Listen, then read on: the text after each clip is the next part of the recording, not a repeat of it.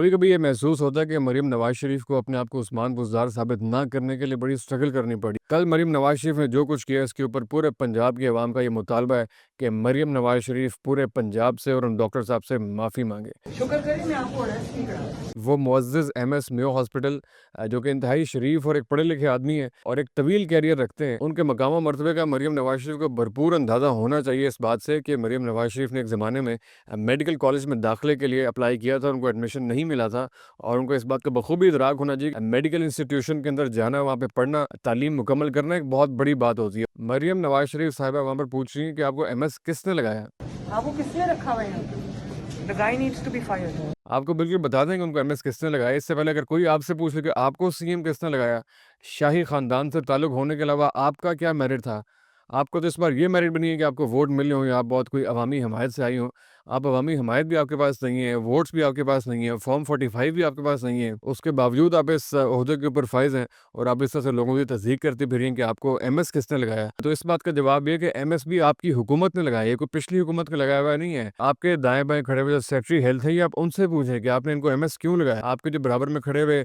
Health minister ہیں خواجہ سلمان رفیقی، آپ ان سے پوچھیں کہ ان کو ایم ایس کس نے لگایا۔ ایم ایس انہوں نے لگایا اور بالکل ٹھیک لگایا، میرٹ کے اوپر لگایا۔ وہ ایک قابل آدمی ہے، ایک انتہائی تجربہ کار آدمی ہے۔ ہاں، یہاں پر اگر سوال کرنا تو وہ یہ سوال ہو سکتا ہے کہ پہلے جو ہے وہ یہ ایڈمنسٹریٹو پوسٹ تھی اور ایڈمنسٹریٹو ایکسپرٹیز رکھنے والا کوئی فرد اس کے اوپر آتا تھا، اور یہاں پر جو ڈاکٹر صاحب ہیں ان کی جو ایکسپرٹیز ہے زیادہ، یا ان کا شعبہ جو وہ کلینکل سائٹس ہیں اور وہ اکیڈیمکس کو ڈیل کرتے ہیں، اس میں ایکسپرٹیز رکھتے ہیں، بہت سی پروفیسر بھی ہیں، پڑھاتے بھی ہیں، تو یہ سوال تو ہوتا ہے۔ لیکن اگین یہ سوال آپ کو اپنے ہی عہدیداران سے اور سیکرٹری ہیلتھ سے اور وزیر ہیلتھ سے ہی آپ کو یہ سوال کرنا ہے۔ یہاں پہ ایک اور بہت سگنیفیکنٹ چیز یہ ہے کہ آج سے 6 ماہ پہلے دنیا نیوز نے اور بہت ساری نیوز ویب سائٹس نے اس خبر کو جاری کیا تھا کہ میو ہاسپٹل کے اندر بنیادی سہولیات کا فقدان ہو گیا، وہاں پہ ادویات کی کمی ہو گئی ہے، وہاں پہ انجیو پلاسٹی کی جو مشینیں ہیں وہ کام نہیں کر رہی، اور ایک پوری مفصل رپورٹ جو ہے وہ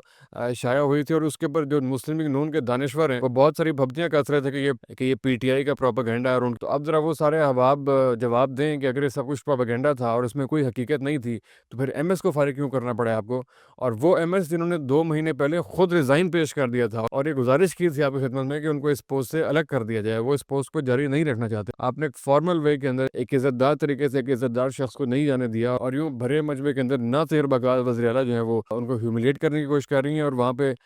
بڑا منہ شباتیں پھر رہے ہیں۔ پرویز رشید صاحب جو کہ ہر میٹنگ کے اندر بھی موجود ہوتے ہیں، برابر میں پلیٹرس والے ڈاکٹر عدنان صاحب بھی نظر آ رہے ہیں، اور بھی بہت سارے سینئر ڈاکٹر صاحبان نظر آ رہے ہیں جو کہ قابل احترام ہے ہمارے ڈاکٹر ایاز صاحب بھی، لیکن سوال اٹھانے والے یہ سوال اٹھانے میں حق بجانب ہے کہ آپ اس موقع پہ خاموش کیوں رہے؟ آپ کو ٹوکنا چاہیے تھا، کم از کم آواز بلند کرنی چاہیے تھی،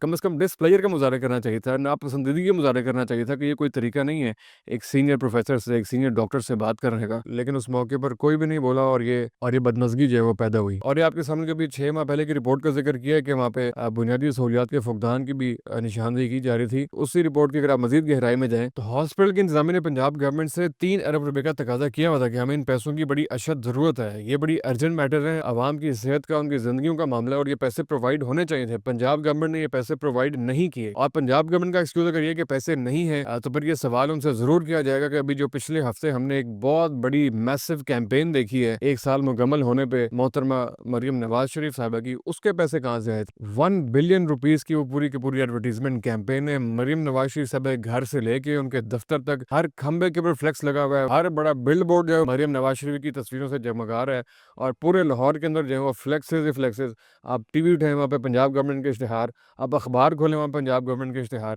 آپ موبائل اٹھائیں، آپ کوئی بھی سوشل میڈیا پلیٹ فارم اٹھا لیں، ہر جگہ کے اوپر مریم نواز شریف کے اشتہارات نظر آ رہے ہیں۔ آپ کو اس میں کسی نے غلط یہ گائیڈ کر دی ہے کہ سب کچھ صرف آپٹکس سے مینیج ہو جائے گا، حالانکہ وہ سارے پیسے ان کا آدھا بھی اگر آپ نے اپنی اس گورننس میں، اپنے اس ہیلتھ سیکٹر میں لگایا ہوتا تو عوام آپ کی شاید گن گا رہی ہوتی۔ آپ کو یہی جو مقاصد آپ اس سے ایڈورٹیزمنٹ کیمپین سے اچیو کرنا چاہ رہی ہیں، آپ کو اس طریقے سے شاید وہ حاصل ہو جاتے، عوام آپ کے اچھے کام کو ضرور پذیرائی بخشتی، سراہتی، اور ہم بھی ضرور اس کا ذکر کرتے، لیکن ذاتی تشہیر کا جو چسکا پڑ چکا ہوا ہے، یہ ایک لا علاج مرض ہے، اور اس سے جو ہے وہ بہت سارے اور بھی مسائل پیدا ہوتے ہوئے نظر آ رہے ہیں۔ اور آخر میں یہ کہ تنقید سننے کا حوصلہ ضرور پیدا فرمائیے گا، اس بات کو ہم ہر ویڈیو میں کریں گے کہ معاشرے کے اندر باشعور شہری موجود ہیں جو نہ پٹواری ہیں نہ یوتھی ہیں، باشعور شہری موجود ہیں جو دونوں سائڈ کی اچھی باتوں کو سراہ بھی دیتے ہیں، اور دونوں سائڈ کی جو بری باتیں اس پہ آواز ضرور بلند کریں گے۔ اگر ایک پارٹی نے دوسرے کا ٹاؤٹ کرنا ہے، دوسرے نے پہلے کا ٹاؤٹ کرنا ہے، ضرور شوق پورا کیجیے، لیکن اب حقائق کا سامنا آج کے اس دور کے اندر آپ کو حقائق کا سامنا ضرور کرنا پڑے گا، چاہے کوئی تہمت لگائے، چاہے کوئی الزام لگائے، چاہے کچھ بھی کرے، سچائی جو ہے وہ سامنے آ رہی ہے، لوگ جو ہیں وہ بہت سمجھدار ہو گئے ہیں اور وہ کمپیریٹیو انالیسس کے اندر چیزوں کو خود جو ہے وہ بلیک اینڈ وائٹ میں دیکھنا شروع ہو گئے ہیں۔ اگلی ویڈیو میں انشاءاللہ پھر ملاقات ہوگی،